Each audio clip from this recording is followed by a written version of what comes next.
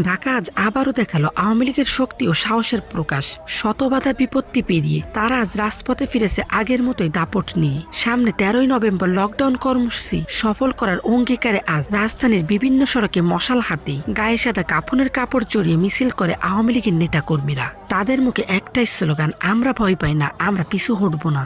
রাজধানীর বিভিন্ন এলাকা ঘুরে দেখা গেছে সন্ধ্যা থেকে নেতাকর্মীরা দলীয় পতাকা ও ব্যানার হাতে জড়ো হতে শুরু করেন। সূর্যাস্তের পরে শুরু হয় মশাল মিছিল। আলোর ঝলকে যেন জেগে ওঠে পুরো শহর। এক সময়ের নিস্তব্ধ রাস্তাগুলো পরিণত হয় আওয়াজের মুখর জনসমুদ্রে। তাদের চোখে মুখে দেখা গেছে দৃঢ় প্রত্যয়, আর কণ্ঠে শোনা গেছে অটল বিশ্বাস। ন্যায়ের পথে